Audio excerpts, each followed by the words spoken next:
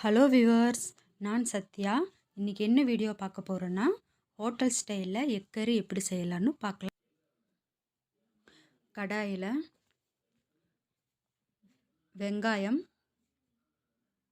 கருவேப்பிலை,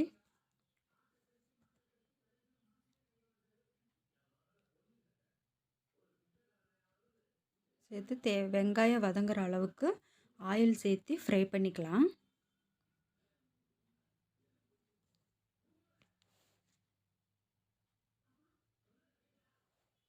அதில் சோம்பு, மிளகு, லவங்கம், பட்டை எல்லாத்தையும் சேர்த்து ஃப்ரை பண்ணிக்கலாம்.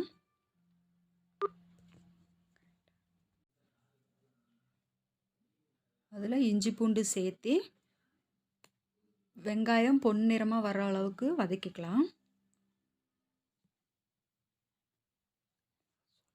அது ஒரு மிக்ஸி ஜாரில் சேர்த்து அரைச்சிக்கலாம். இப்போ ஒரு கடாயில் ஆயில் சேர்த்து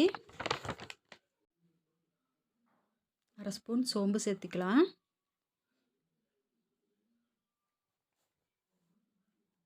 கட் பண்ணி வச்சுருக்கிற வெங்காயம், கருவேப்பிலை ரெண்டையும் சேர்த்து பொன்னிறமாக நல்லா வறுத்துக்கலாம். வெங்காயத்தை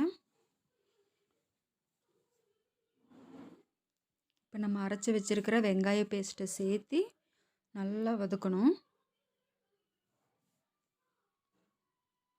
தக்காளியை மிக்சியில் அரைச்சி வச்சுருக்கேன், அதையும் சேர்த்து வதக்கிக்கலாம். அது நல்லா வதங்கி வந்ததும் நம்ம தேவையான மசாலா சேர்த்திக்கலாம்.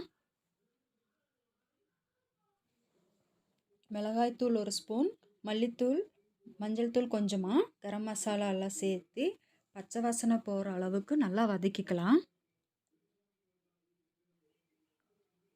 தேவையான அளவு தண்ணி ஊற்றி நல்லா கலந்து விட்டுக்கலாம். நல்லா கொதித்து வரட்டும். நல்லா கொதித்து வரட்டும். இப்போ மூடி போட்டு மூடி வச்சுக்கலாம்.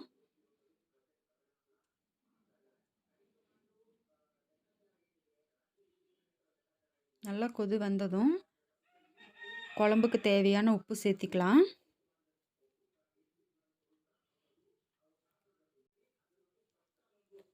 வேக வச்ச முட்டையை லைட்டாக கட் பண்ணி நம்ம குழம்புல சேர்த்திக்கலாம்.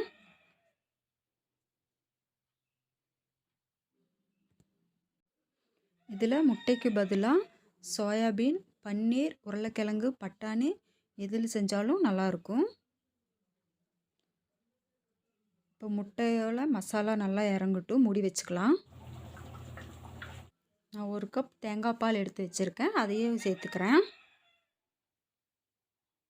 சேர்த்து நல்லா கலந்து விட்டுக்கலாம்.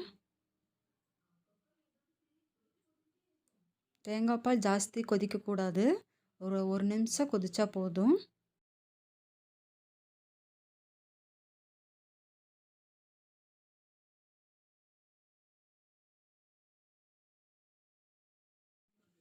ஃப்ளேவருக்காக கஸ்தூரி மெந்தி கொஞ்சமாக சேர்த்திக்கலாம்.